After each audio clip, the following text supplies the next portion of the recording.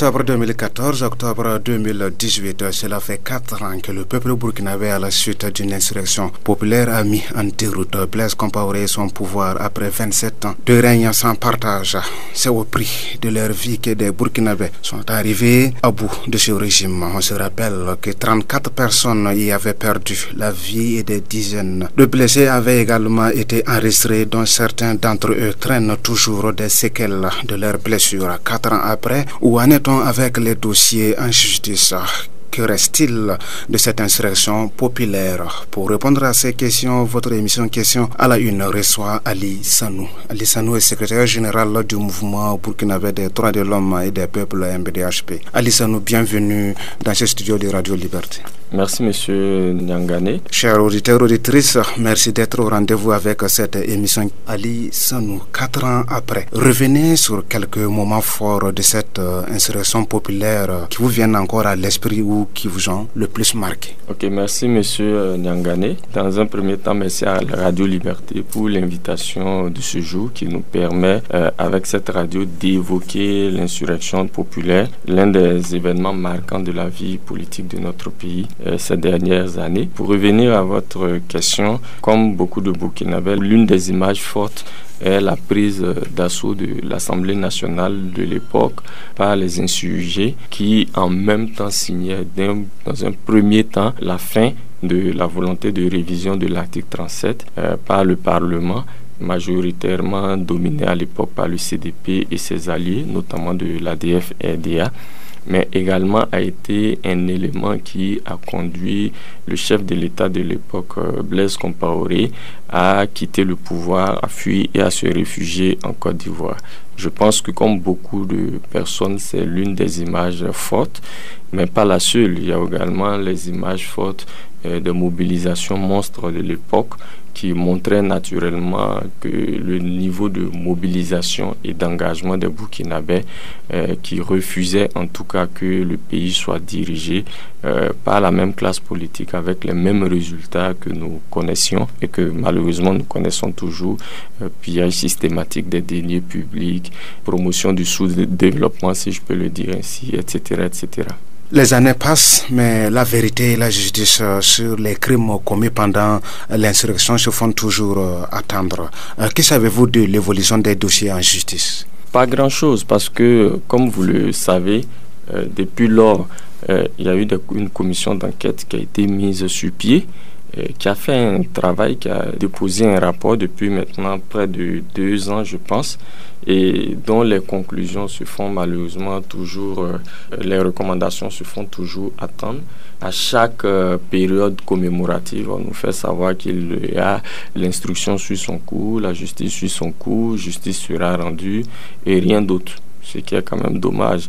Vous vous souviendrez également qu'en mars 2015, le MBDHP a introduit 3 procédures différentes devant le tribunal de grande instance de Ouagadougou, une correspondance adressée au ministre de la Défense pour qu'il délivre des ordres de poursuite contre des personnalités militaires, une correspondance adressée également au président de l'Assemblée nationale pour qu'il soit mis sur pied, opérationnaliser la haute cour de justice pour poursuivre certaines personnes. Et cela a donné à une sorte de comédie véritablement à laquelle nous avons assisté un peu plus d'1 année avec la haute cour de justice qui a opté pour poursuivre de façon solidaire tous les membres du dernier gouvernement de Blaise Compaoré qui ont participé au dernier conseil des ministres qui a adopté le projet de loi révisant la Constitution, donc notamment son article 37. Et c'est une démarche que nous avons trouvée curieuse. Et depuis lors, après les recours des avocats, des personnes poursuivies et autres, et après une décision de la Cour constitutionnelle, la procédure est bloquée. Depuis lors, on attend de voir ce qu'elle va donner, mais de façon beaucoup plus profonde. Nous ne sommes pas dupes. Nous savons que aussi bien pour les crimes commis pendant l'insurrection populaire que pour d'autres crimes qui ont été commis dans notre pays, certaines personnes n'ont pas intérêt à ce que la vérité et la justice se fassent. Et ce sont ces personnes qui, justement, commanditent des rapports à n'en pas finir, qui ne donnent aucune suite, voilà, justement, aux conclusions de ces rapports-là. Mais en même temps, nous savons que la lutte pour la vérité et la justice, pour ce dossier, pour tous les autres dossiers, est fonction du niveau de mobilisation de notre peuple de Burkinabé. Et nous disons qu'il faut nous mobiliser, il faut nous organiser, il faut nous battre, parce que l'histoire judiciaire de ces dernières années dans notre pays montre que sans la lutte, sans la mobilisation, on nous dit toujours que les dossiers suivent leur cours, mais ils n'aboutissent jamais.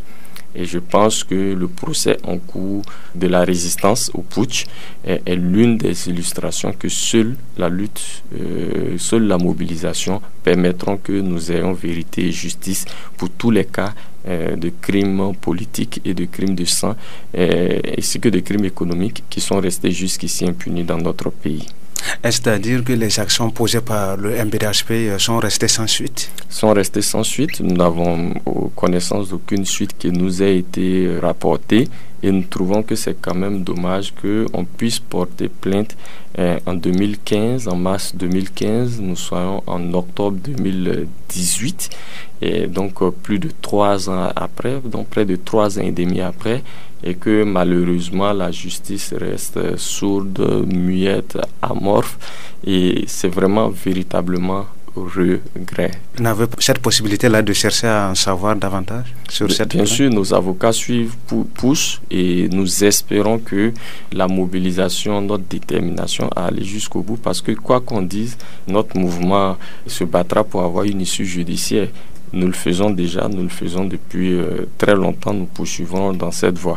Mais en même temps, lorsque on est prompt à dire que nous sommes un État démocratique, que la justice est indépendante, etc., je tiens à dire qu'on ne juge pas de l'indépendance d'une institution, notamment judiciaire, pas sa capacité à juger les voleurs de poulets, de moutons, de cochons, de cabris, etc., mais pas sa capacité à connaître les dossiers, notamment de crimes politiques, de crimes économiques, de crimes de sang, à les connaître et à enquêter et à travailler à ce que ces dossiers-là puissent connaître pas un aboutissement judiciaire, mais puissent connaître l'aboutissement judiciaire qu'ils méritent.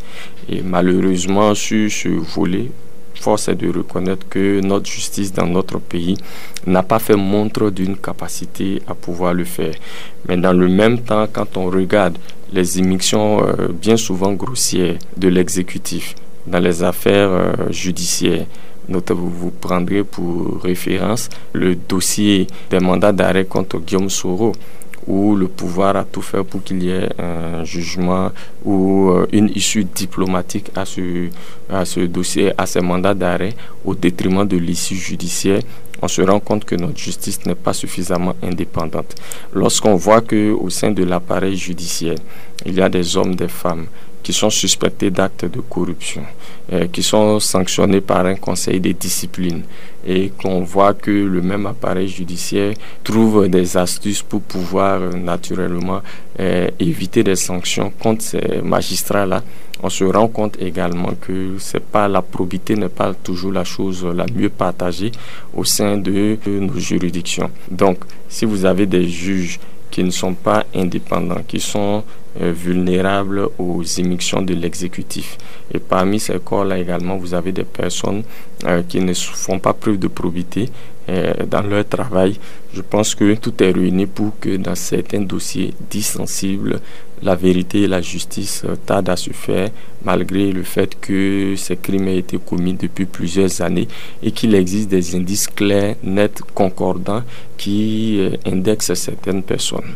En ce qui concerne le volet judiciaire au niveau de l'insurrection populaire, est-ce que dans une certaine mesure, on peut dire que c'est lié aussi au jugement du dossier du putsch manqué de septembre 2015, qui faille de sorte à ce qu'il faut attendre la fin de ce jugement pour peut-être penser au jugement du dossier de l'insurrection populaire? Il est possible qu'il y ait des personnes qui soient concernées par les deux procès. Surtout qu'il y a des éléments de l'ex-RSP qui se retrouvent des deux côtés. Oui, je le dis parce que dans également les procédures que le MBDHP avait initié à l'époque, nous avions demandé qu'il y ait des ordres de poursuite adressés par exemple au général Gilbert Diendéré, qui aujourd'hui est en train de répondre devant les tribunaux de notre pays, notamment pour les faits qui lui sont reprochés dans le cadre de la tentative de coup d'État de septembre 2015. Mais je ne pense pas que fondamentalement on puisse dire aujourd'hui, si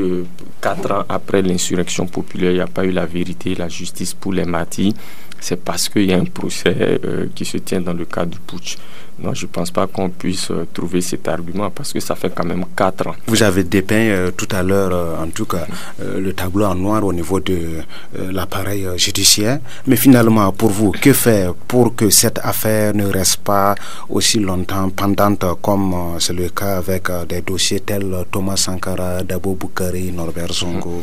Déjà, il faut dire que vous trouverez sur cette terre très peu de pays où des dossiers judiciaires qui datent de 30 ans sont toujours à l'ordre du jour, qu'il y ait toujours des gens qui soient mobilisés, qui se battent. Ça veut dire que le plan des auteurs de ces crimes, des commanditaires de ces crimes-là, qui a consisté à dire que avec le temps, la mobilisation allait baisser. Voilà, ces dossiers allaient tomber dans l'oubli. Ce plan a échoué. Et s'il a échoué, c'est parce que des organisations, des personnes, durant toutes ces longues années, n'ont eu de cesse de se battre pour que ces dossiers ne tombent pas dans l'oubli. Et donc, c'est dit, et je vous prendrai également le cas de l'affaire Norbert Zongo. En 2006, il y a eu un non-lieu, et à l'époque, qu'est-ce qu'on nous avait dit? Qu'il fallait qu'il y ait de nouveaux indices, et pas n'importe lesquels, des indices scientifiques, voilà, pour qu'on puisse rouvrir le dossier. C'était en 2006. Mais par la suite, de par notre mobilisation, l'action du MBDHP devant la Cour africaine des droits de l'homme et des peuples, mais l'action également des Burkinabés à l'intérieur qui chaque 13 décembre se sont organisés, mobilisés pour commémorer comme il se doit le quadruple assassinat de Sapui. Aujourd'hui, ces dossiers ont été rouverts, mais ça veut dire que si par notre action, notre mobilisation, nous pouvons faire en sorte que des dossiers qui ont été bouclés soient rouverts, il nous faut poursuivre la lutte. Le dossier d'Abo Boukari date de 90, nous sommes en 2018, ça fait 28 ans, mais c'est parce que l'Union générale des étudiants burkinabés et ses différentes sections, notamment l'ANEB, Ouaga, Bobo et Koudougou, n'ont eu de cesse de se battre, qu'il y a des personnes qui sont aujourd'hui inculpées dans le cadre du dossier d'Abo Boukari. Si ces organisations ne se battaient pas, avaient jeté l'éponge, si notre peuple, de façon générale, sur ces dossiers-là, ne se mobilisait pas, avait fait de sorte que ces dossiers tombent dans l'oubli, je pense que les personnes comme le colonel Bamba et autres qui sont aujourd'hui à la maison d'arrêt de correction de Ouagadougou, justement dans le cadre de ces dossiers où ils sont inculpés, n'y seraient pas. Donc c'est seulement la mobilisation, la détermination, la constance dans l'engagement et dans la lutte qui peuvent nous permettre qu'il y ait vérité et justice autour de ces grands dossiers. Justement, en termes de mobilisation, on retient que les Burkinabés continuent de commémorer l'insurrection populaire à chaque anniversaire. Seulement, comme les années antérieures, cette année aussi, c'est en rang dispersé qu'ils le font. Et pourtant, vous l'avez dit, l'union fait la force. Qu'est-ce qui peut expliquer cette divergence de point de vue de ceux, surtout, qui louent cette insurrection? Oui, mais vous voyez, c'est d'abord la sincérité des acteurs, des différents acteurs. Et lorsque vous prenez le pouvoir qui commémore, on se rend compte que le pouvoir commémore l'insurrection populaire, alors que 4 ans après l'insurrection populaire, il n'y a toujours pas eu de vérité et de justice pour les martyrs de l'insurrection populaire. Et pourquoi il n'y a pas de vérité, pourquoi il n'y a pas de justice? Le pouvoir s'en lave les mains, alors que nous avons toujours dit le plus grand hommage qu'on puisse rendre à quelqu'un qui s'est battu et qui a sacrifié sa vie, c'est qu'il y ait la vérité et la justice. Vous vous rendez compte que 4 ans après, il n'y a même pas eu un processus normal d'indemnisation des victimes. Aux premières heures de l'insurrection populaire, on a donné des sacs de riz par là, des bidons d'huile par là. Lorsque vous perdez un être cher et qu'en lieu et place, ce sont des sacs de riz, 2, 3 sacs de riz, 3, 4 bidons de 5 litres d'huile, etc., c'est outrageant. C'est outrageant. Et pourtant, il était prévu qu'on en fasse, sinon en tout cas que les parents des victimes deviennent des pupilles de la nation. Mais on attend toujours l'opérationnalisation de ces mesures.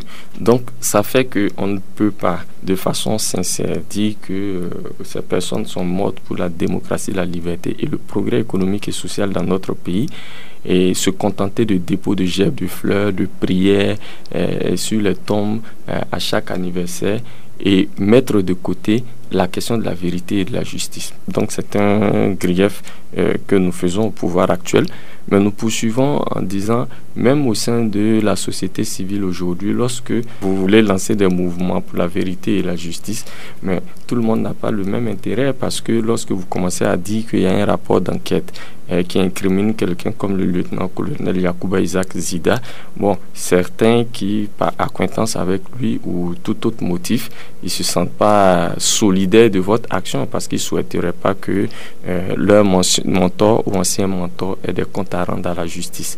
Pourtant, ce que nous demandons, c'est que la justice puisse se faire de façon égale et libre, pour que tous ceux qui ont posé des actes puissent en répondre.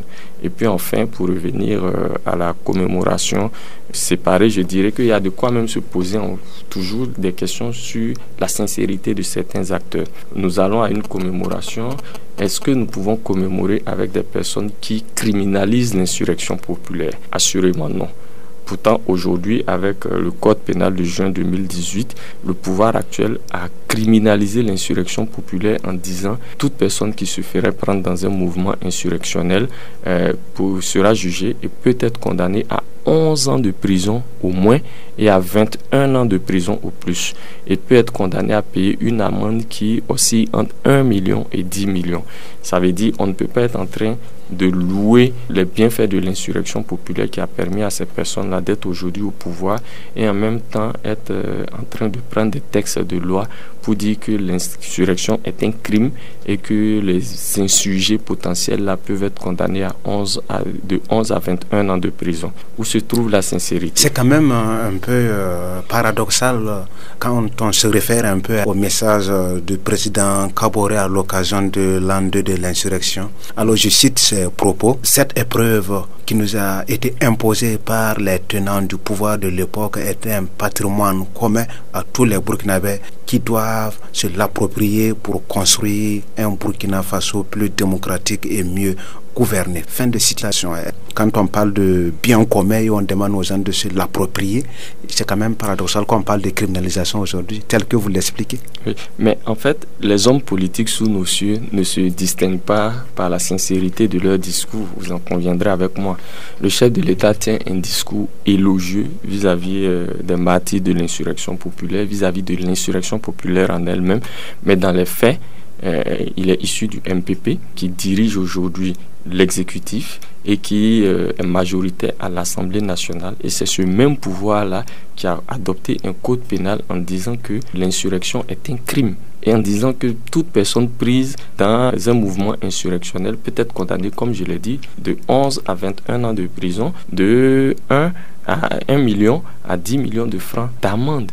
Donc c'est dit que ces personnes ne louent l'insurrection que lorsqu'elle peut leur permettre d'accéder au pouvoir. Mais dès qu'elles y accèdent, comme c'est le cas aujourd'hui, elles travaillent à criminaliser l'insurrection tout en perpétuant ce qui a conduit à l'insurrection populaire, c'est-à-dire la mauvaise gouvernance, les difficultés d'accès aux services sociaux de base, etc., etc. Et je vous rappelle que si le chef de l'État et son camp politique étaient sincères sur la question de l'insurrection, à la faveur de l'écriture de la Constitution de la Ve République, des organisations comme le MBDHP et autres avaient demandé à ce que le droit à l'insurrection soit constitutionnalisé, qu'on reconnaisse que face à l'autocratie, à la dictature, aux velléités de confiscation des libertés, et le peuple a le droit de s'insurger. Mais cette classe politique-là a dit non, et toutes tendances confondues d'ailleurs.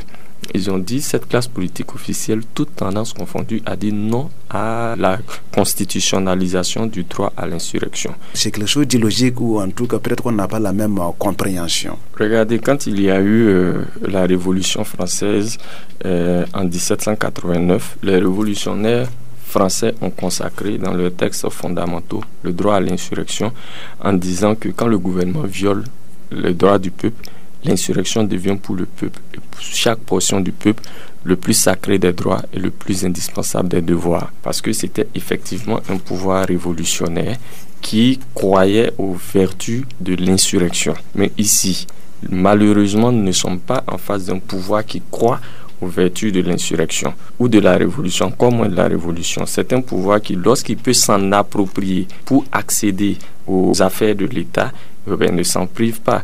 Parce qu'aujourd'hui, ceux qui ont les positions actuelles, ils les ont parce que, naturellement, il y a eu l'insurrection populaire. S'il n'y avait pas eu l'insurrection populaire, ils ne seraient pas là où ils en sont. Ils savent aujourd'hui qu'il y a un esprit révolutionnaire qui se développe dans notre pays, qui, chaque jour que Dieu fait, gagne des couches populaires dans notre pays. Mais pour ne pas se mettre à dos ces couches populaires, pour ne pas donner l'impression d'agir à contre-courant de l'histoire, dans le discours, on n'ose pas incriminer l'insurrection d'octobre 2014 parce que ça ne serait pas politiquement bien vu.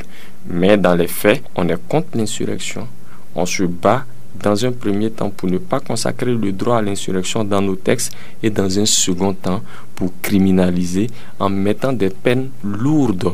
Je vous ai bien dit, c'est de 11 à 21 ans de prison. Ce sont des peines lourdes contre justement tous ceux-là qui seraient tentés de vouloir se soulever contre un pouvoir dans notre pays. Je pense que si sous Blaise Compaoré, on devait appliquer ce type de peine, il n'est pas évident qu'aujourd'hui, eux, ils soient là où ils sont.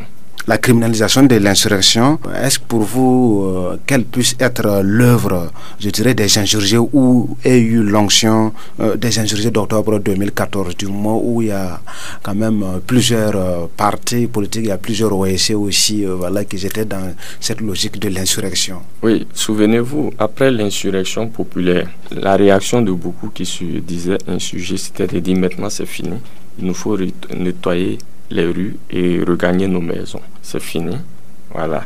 Alors que dans un processus révolutionnaire, la victoire des insurgés marque un début, un commencement pour plus d'implication dans la vie des affaires de l'État. Parce que vous ne faites pas une insurrection pour rentrer chez vous et vous coucher. Vous faites une insurrection pour justement prendre le pouvoir et vous assurer que les raisons pour lesquelles vous avez fait l'insurrection, pour lesquelles vous vous êtes soulevé, sont la politique que vous réclamez, sont effectivement les politiques qui sont mises en œuvre. Aujourd'hui, certains, pour paraître de bons démocrates, ne me remettront pas en cause l'insurrection, mais dans leurs actions de tous les jours, ils se battront pour qu'il n'y ait plus d'insurrection, pour dire non à l'insurrection. Pourtant, notre histoire récente a montré que lorsque, à un moment donné de l'évolution de la vie politique, économique, sociale, nationale, un pouvoir agit contre les intérêts de son peuple, tente de se maintenir ou applique des dictats qui contribue à créer un véritable désastre social et humanitaire dans le pays, le peuple a le droit de se soulever et de dire non à un tel pouvoir. L'insurrection, en ce sens, est un droit. Mais on a vu que malheureusement, et ça se comprend parce que aujourd'hui, vous pouvez prôner l'insurrection parce que vous y avez intérêt en tant que patriote, en tant que personne qui désire qu'il y ait des changements profonds dans son pays. Mais pour ceux qui sont au pouvoir, qui veulent perpétuer un ordre ancien à jamais dépassé, on ne peut pas leur en vouloir a priori d'être contre l'insurrection parce qu'ils savent très bien qu'ici doit y avoir une insurrection, c'est pour les balayer. Maintenant, il appartient aux Burkinabés qui sont épris de progrès économique et social véritable, de s'organiser, de poursuivre la lutte pour un véritable changement en leur faveur. Justement, est-ce qu'il faut en faire un problème le fait que l'insurrection ne figure finalement pas dans la loi fondamentale comme un droit? En ce sens que bien avant 2014 aussi, ce n'était pas le cas, mais il y a eu tout de même une insurrection. La question de l'insurrection, c'est une question de rapport de force. Même si c'est contenu dans la loi comme un droit, mais encore faut-il que vous ayez sur le terrain un rapport de force qui vous soit favorable pour pouvoir réaliser une insurrection. Si vous n'avez pas ce rapport de force, vous ne pouvez pas réaliser une insurrection qui soit victorieuse.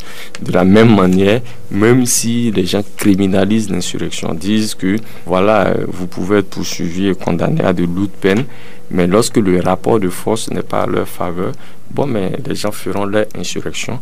Et si c'est une insurrection véritable, ils mettront en place des institutions, ils mettront en place des règles nouvelles qui puissent garantir le droit à l'insurrection pour eux. Concernant la remise en cause des acquis de l'insurrection populaire, faut-il en conclure que certains insurgés regrettent ou travaillent à faire regretter l'insurrection?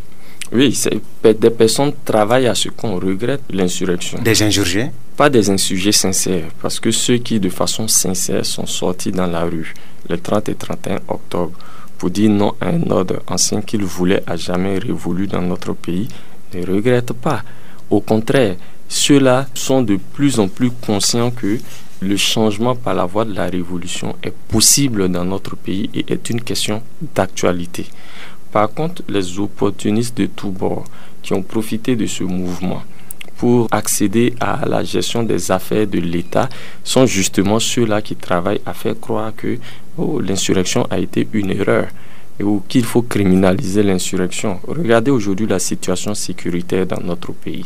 Vous trouvez des gens pour dire que si le RSP existait, il n'y aurait pas eu des attaques, etc. Et quand on leur demande de citer un seul fait d'armes du RSP en matière de lutte contre le terrorisme, ils ne peuvent pas en citer. Ces gens-là veulent nous faire croire que les 1300 soldats du RSP étaient capables de protéger l'ensemble des postes de police, de gendarmerie de notre pays et d'assurer aux Burkinabés une vie calme et paisible et faire de notre pays, en tout cas, un havre de paix qui serait à jamais protégé des questions terroristes. Non, mais en toile de fond, c'est pour dire c'est parce qu'il y a eu l'insurrection, c'est parce qu'il y a eu la résistance, c'est parce que le RSP a été dissous qu'aujourd'hui notre pays est attaqué. Pourtant, ça n'a absolument rien à voir. Mais c'est aussi des manières de faire regretter l'insurrection au Burkinabé. Pourtant, l'insurrection a été un acquis politique majeur, a été une victoire historique, une étape historique dans la lutte de notre peuple pour son émancipation sociale, pour son émancipation économique, pour son émancipation nationale. Et aujourd'hui, le défi pour tous ceux qui trouvent que ça a été un acquis majeur dans la lutte du peuple burkinabé, c'est de travailler à approfondir les acquis de l'insurrection populaire. Il faut s'organiser, continuer à se battre pour un Burkina meilleur, travailler à ce qu'aucun pouvoir, quel qu'il soit, ne puisse remettre en cause les acquis de l'insurrection populaire. Justement, ces derniers temps, certaines voix se sont levées pour qualifier l'insurrection populaire d'erreur. Faut-il voir en elle des nostalgiques du régime Compaoré ou la résultante de la gouvernance sous Kaboré? L'une de ces voix que l'on connaît très bien, c'est la voix du CDP qui estime que l'insurrection était une erreur. Je pense qu'il ne faut pas quand même demander au CDP de dire que ça a été de tenir le même discours sur nous, sur la question de l'insurrection, parce que le CDP a été victime de l'insurrection populaire.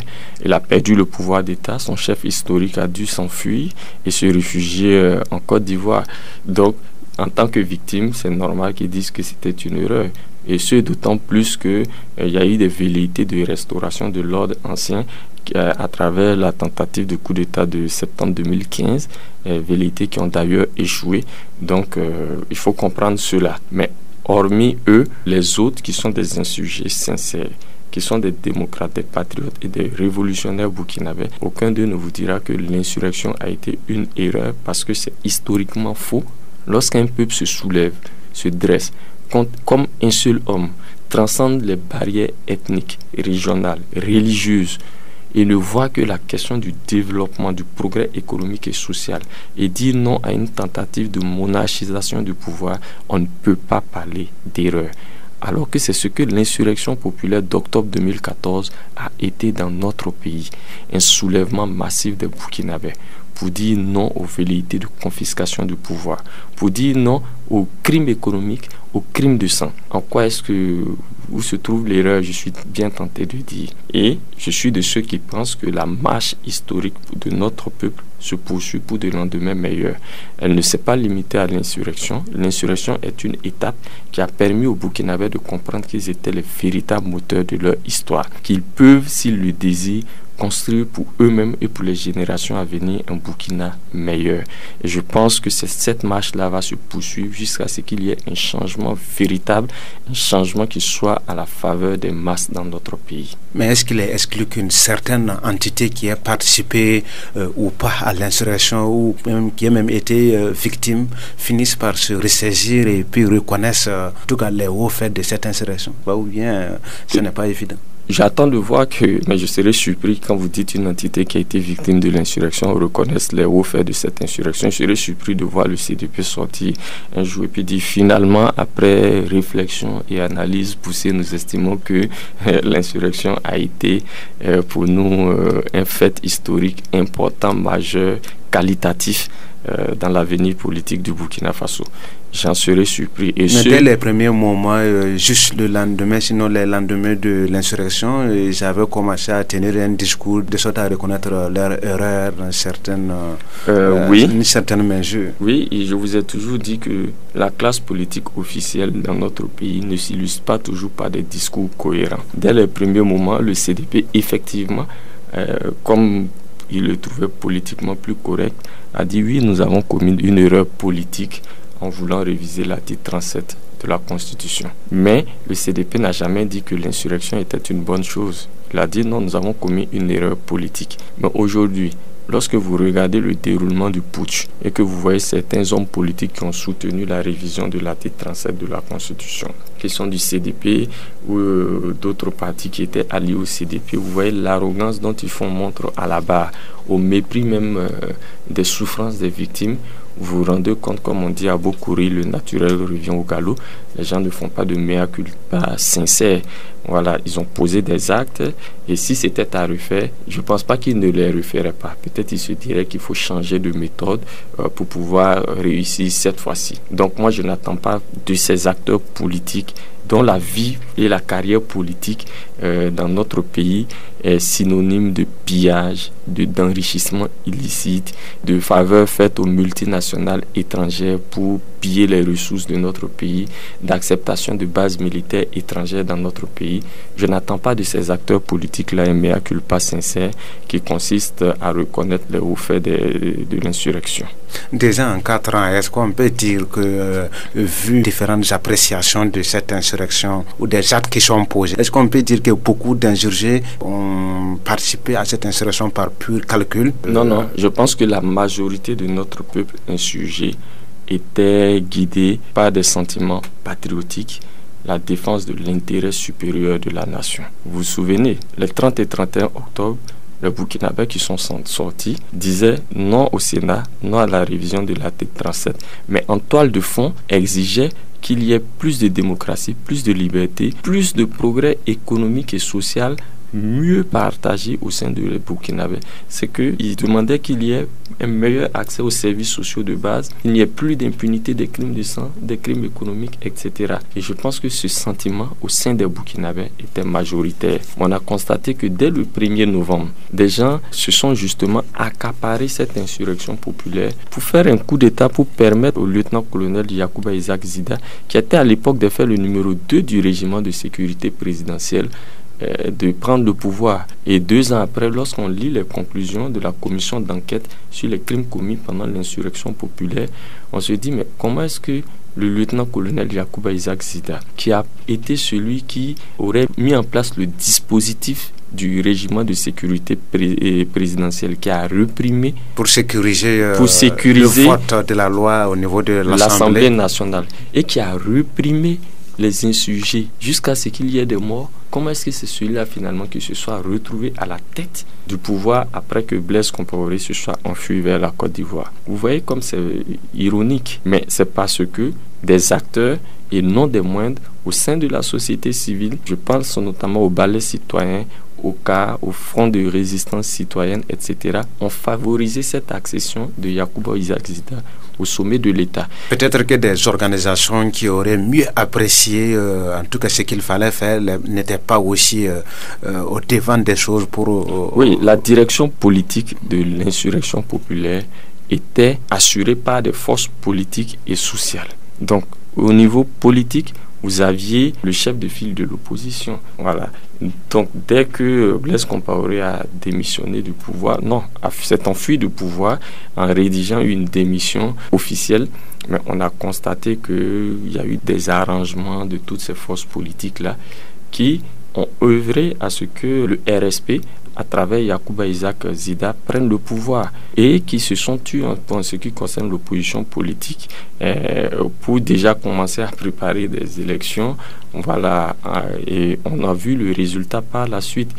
On a vu le résultat lorsque vous voyez que pendant toute l'année qui a suivi, au niveau de la transition, ça a été la course effrénée à l'enrichissement de justement ces acteurs qui, soit au niveau du CNT, soit au niveau du gouvernement, ont tout fait pour amasser au maximum possible le plus de deniers. On trouve que c'est malheureusement regrettable. Mais les individus, comme les peuples, apprennent toujours de leurs histoires. Notre expérience nous édifie toujours. Cette insurrection et la transition qui s'en est suivie ont été une expérience pour notre peuple. Il nous appartient de nous organiser pour que, dans l'avenir, lorsqu'il y aura une autre insurrection, l'expérience que nous avons vécue ne se reproduise plus. Et je pense que de plus en plus, quand vous écoutez les Burkinabés, ils disent non, notre insurrection n'a pas permis d'atteindre les résultats, etc. Ça veut dire que le niveau d'exigence politique des populations pour tout pouvoir, pour tout changement qui viendrait par la voie insurrectionnelle là, va s'élever. Et je pense que c'est en ayant un niveau d'exigence beaucoup plus haut, tendant à dire, aujourd'hui nous avons fait une expérience insurrectionnelle, nous avons vu ses limites. La prochaine fois, nous travaillerons à ce que ces mêmes limites ne se reproduisent plus, qui permettent à un mouvement de grandir qualitativement. Restons sur ces acquis, des commémorations par-ci, des hommages par-là, pendant ce temps toujours pas de justice pour les victimes. Vous êtes revenu sur cela. Finalement, à votre avis, qu'est-ce qui reste des acquis de l'insurrection populaire aujourd'hui? Je pense que l'acquis majeur, c'est l'esprit révolutionnaire qui se développe au sein des Burkinabés. Quand je dis l'esprit révolutionnaire, parce que les gens ont appris que pour qu'il y ait changement, il faut qu'on se mobilise nous-mêmes, que l'on se batte. Si on ne se mobilise pas, on ne se bat pas, il n'y a pas de changement. Pour qu'il y ait un changement qui soit à la hauteur de nos attentes, il faut que nous-mêmes nous impliquions dans la gestion des affaires de l'État. Et de plus en plus, les gens se disent, ce changement-là n'est pas possible avec cette classe politique habituelle-là qui gère le pouvoir exactement de la même manière. Il nous faut nous mobiliser par nous-mêmes, prendre nos responsabilités. Voilà pourquoi vous voyez l'une des manifestations de cet esprit révolutionnaire à travers la multiplication des luttes sectorielles. On parle beaucoup de mouvements au sein des travailleurs, notamment de la fonction publique, mais ce n'est qu'une toute petite partie visible de l'iceberg. Lorsque vous prenez aujourd'hui dans les localités profondes du Burkina, où les gens comprennent que la question de la sécurité doit être une question sécuritaire, communautaire, et s'organisent pour mettre des groupes d'autodéfense appelés Kolwego, qui, en dépit des exactions qu'ils commettent et qui sont regrettables et à dénoncer, constituent quand même une prise de conscience communautaire sur la question de la participation de tous aux questions de sécurité. Lorsque vous voyez que dans la partie ouest du Burkina, les paysans s'organisent, refusent de cultiver le coton, parce que justement ce coton-là ne leur permet pas d'avoir un niveau de revenu qui soit à la hauteur de leurs attentes, ne leur permet pas de sortir de la pauvreté, cela constitue une prise de conscience. Tout cela montre que les Burkinabés ne veulent plus être dirigés comme par le passé. Malheureusement, le pouvoir en place n'a pas d'autre méthode de gestion et de direction des affaires de l'État que ce qui a été fait, que des méthodes qui ont été utilisées sous Blaise Compaoré. Donc, il y a cet esprit révolutionnaire qui se développe et qui amène les Burkinabés à s'organiser de plus en plus, à poser leurs revendications, à se battre autour de leurs revendications, qui constitue, de mon point de vue, l'un des acquis majeurs de l'insurrection populaire. Oui, en fin de compte, avec des intérêts aussi divergents de part et d'autre, comment s'y prendre pour perpétuer l'esprit de l'insurrection populaire d'octobre 2014? Je dirais que c'est sur le terrain, à travers les préoccupations que les gens posent de façon claire et nette, que cet esprit-là se perpétue. C'est-à-dire aujourd'hui, quand vous prenez tous les secteurs de la vie nationale, où les gens s'organisent, ils se battent, ils posent leurs préoccupations et ils exigent du gouvernement la résolution de leurs préoccupations.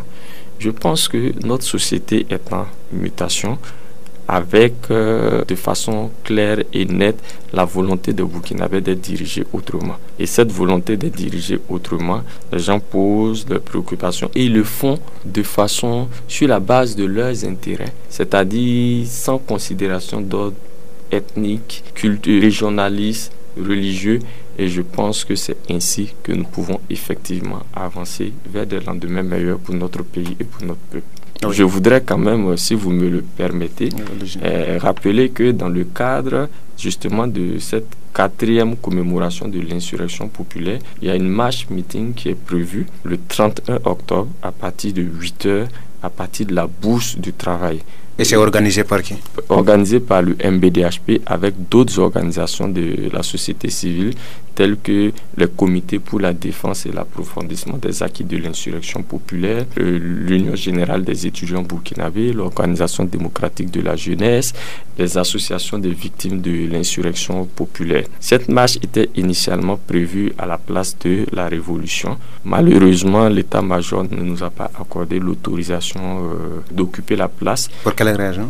Ils disent qu'il y aurait des préparatifs du 1er novembre. L'anniversaire. Voilà, la fête des forces armées nationales. Donc, nous avons décidé d'organiser la marche à partir de la Bourse du Travail. Pourquoi ces organisations ne commémorent pas l'insurrection avec le programme officiel? Nos organisations, justement, comme je vous l'ai dit, vous ne voulez quand même pas qu'on aille commémorer l'insurrection avec des gens qui criminalisent l'insurrection en disant que c'est un crime. Vous ne voulez quand même pas qu'on aille commémorer avec des gens qui sont au pouvoir et depuis 4 ans, il n'y a toujours pas de vérité ni de justice pour les martyrs de l'insurrection populaire. Pour nous, entre le discours politique et les actes politiques, il doit y avoir une concordance tendant à dire que l'insurrection a été une bonne chose pour notre pays et pour notre peuple. Mais lorsque le discours politique dit c'est bien, alors que dans les actes on criminalise, il y a des faits qui font que nous ne voulons pas une sorte de commémoration à la limite hypocrite de l'insurrection populaire. Ali Sanou, on s'arrête là pour cette émission. Merci d'avoir répondu à notre invitation. Merci bien, monsieur Dasmane Nyangani. Mesdames, messieurs, c'est tout pour Question à la Une de ce jour, qui recevait pour vous Ali Sanou, secrétaire général du mouvement burkinabé des droits de l'homme et des peuples MBDHP. Avec lui, nous sommes revenus sur l'insurrection populaire, notamment 4 ans après son avènement. Merci de nous rester fidèles. Question à la Une de ce jour a été réalisée par Tiona Sanogo. On se retrouve la semaine prochaine pour un autre numéro. Bonne suite de programme sur Radio Liberté.